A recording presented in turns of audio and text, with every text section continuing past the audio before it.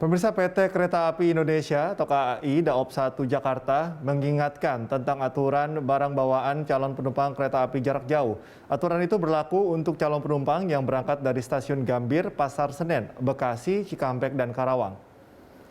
Nantinya apabila barang bawaan calon penumpang tidak sesuai dengan aturan yang ada, maka akan dikenakan biaya tambahan maupun pengangkutan barang dengan menggunakan jasa ekspedisi kereta api. Selain ketentuan membawa bagasi, PT KAI Daop 1 Jakarta juga membuat aturan baru bagi calon penumpang terkait membawa hewan peliharaan.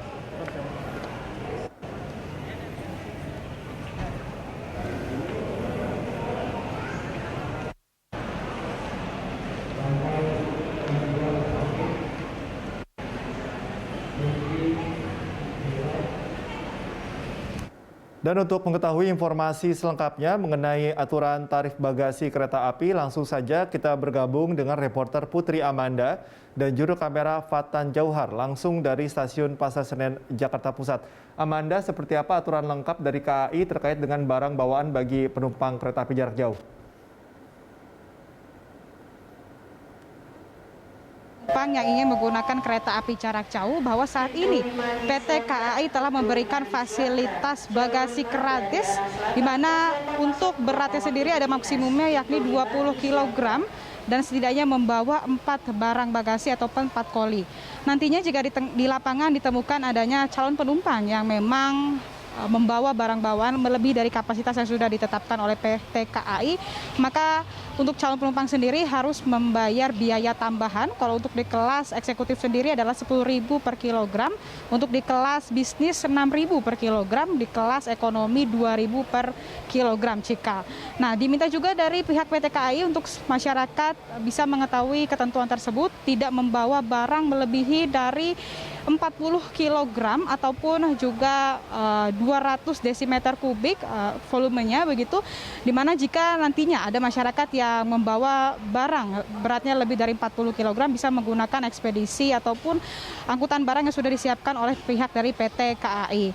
Kita bicara mengenai selain adanya ketentuan mengenai barang bawaan sendiri, jika pihak dari PT KAI sendiri juga telah memperbolehkan untuk seluruh calon pengguna KAI membawa hewan peliharaan, di mana nantinya hewan peliharaan juga terpisah tidak masuk ke dalam kereta penumpang dan dipastikan hewan peliharaan telah memiliki kandang khusus peliharaannya.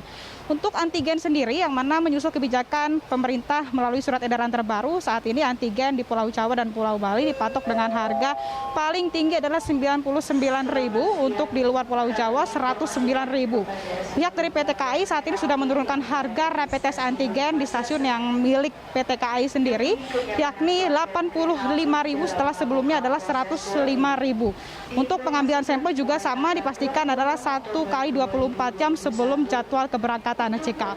Nah, terkait dengan penerapan prokes sendiri di tempat kami melaporkan saat ini, baik itu pengunjung, maksud kami penumpang ataupun petugas juga saling menjaga jarak, menerapkan prokes secara ketat, begitu penggunaan masker dengan baik dan benar, dan bahkan pihak petugas di sini juga sudah ditambah personilnya untuk memastikan agar masyarakat ini bisa menerapkan prokes secara ketat di area stasiun. Cikal. Amanda, lalu bagaimana respon penumpang terkait dengan adanya aturan ini? Tanggapan dari penumpang sendiri terkait dengan adanya aturan baru untuk barang bawaan, mereka sebenarnya mengaku belum mengetahui informasi lebih detailnya atau lebih lanjutnya mengenai informasi tersebut. Jika namun dipastikan untuk persiapan diri, mereka juga sudah membawa barang bawaan sesuai kebutuhannya, begitu agar nanti ketika dicek petugas tidak overload barang bawaannya. Dan syarat perjalanan sendiri mereka mengaku sebenarnya tidak terlalu sulit, begitu jika seperti adanya sertifikat vaksin COVID-19 minimal dosis pertama, penggunaan aplikasi Peduli Lindungi, serta hasil negatif COVID-19 rapid test antigen. Dan mayoritas sebenarnya calon penumpang di stasiun Pasar Senen ini bukan pertama kalinya melakukan perjalanan menggunakan kereta api jarak jauh. Di tengah pandemi COVID-19, mereka sebelumnya telah melangsungkan perjalanan menggunakan kereta api jarak jauh dan dipastikan mereka sudah mengerti alur-alur bagaimana untuk penggunaan kereta api jarak jauh di tengah pandemi COVID-19. Dan berikut kita simak saja bersama terkait dengan syarat perjalanan dan juga aturan barang bawaan, tanggapan dari para penumpang.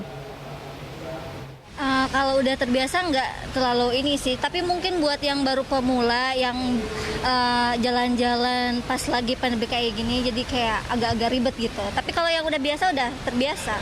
Harus ada vaksin yang pertama, yang kedua, dan kalau mau masuk apapun kan harus ada barcode juga.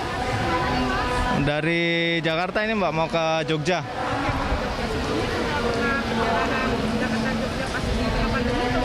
Belum sih Mbak, biasanya sih saya ini kan dinas, kebetulan dinas dari Kalimantan ke Jakarta baru ke Jogja ini. Perjalanan menurut Mas meribetkan atau gimana nih? Harus ada sertifikat vaksin, aplikasi peduli. Kalau yang nggak terlalu ribet sih Mbak, paling untuk antigen aja yang ribet, karena seharusnya kalau sudah ada sertifikat vaksin kedua sebenarnya nggak perlu kan antigen, seperti itu aja sih mungkin menurut saya. Iya, antigen di stasiun on the spot. Ada aturan baru terkait dengan barang bawaan, sudah tahu Mas? Untuk pembatasan-pembatasannya sejauh ini menurut Mas gimana tanggapannya? Oh, kalau untuk pembatasan barang bawaan belum tahu sih Mbak, kalau untuk peraturan iya. Ada pembatasan maksimum kan 20 kg. Oh, iya belum tahu kalau itu bicara belum mengenai balik. barang bawaan sendiri, memang penumpang meminta agar pihak dari PT KAI lebih mensosialisasikan agar masyarakat luas mengetahui tentang aturan baru barang bawaan ya Cikal. Nah, sejauh ini aturan terbaru untuk perjalanan menggunakan kereta api jarak jauh, yang pertama adalah Anda harus bisa menyertakan nomor induk kependudukan ataupun NIK bagi warga negara Indonesia. Ini berlaku bagi usia dewasa ataupun anak-anak. Nah, kalau untuk WNA bisa menyertakan paspor sebagai identitas sendiri. Dan sejauh ini pihak dari PT KAI juga mengintegrasikan aplikasi Peduli Lindungi dengan sistem boarding pass yang telah dimiliki oleh pihak dari PT KAI. Jadi nantinya ketika penumpang melakukan boarding ini bisa langsung dideteksi begitu terkait dengan status vaksinasi ataupun hasil negatif COVID-19 menggunakan rapid test antigen Cikal. Nah, terkait dengan sejumlah pemberlakuan ataupun syarat perjalanan kita harapkan juga bisa diketahui oleh masyarakat luas, dan saat ini Pemprov DKI Jakarta sendiri telah menyatakan positivity rate di DKI Jakarta yang sudah kian menurun, bahkan saat ini sudah di angka 0,2%. Kita boleh berbangga hati ya Cika dengan mendengar kabar tersebut. Namun sebenarnya cara yang paling ampuh dan juga efektif memutus mata rantai penyebaran COVID-19 ini adalah kesadaran diri kita. Ketika kita masih harus beraktivitas di luar rumah, terutama menggunakan transportasi umum seperti menggunakan kereta api jarak jauh, menerapkan prokes secara ketat dan jangan lengah bila Anda juga sudah divaksin dosis lengkap ataupun sebanyak 2 dosis, masih ada potensi menular ataupun tertular dari orang lain. Cikal. Sepakat dengan Anda, Amanda, bahwa kesadaran diri itu merupakan kunci penting untuk mereduksi penyebaran COVID-19. Amanda, terima kasih atas laporan Anda. Tetap jaga kesehatan.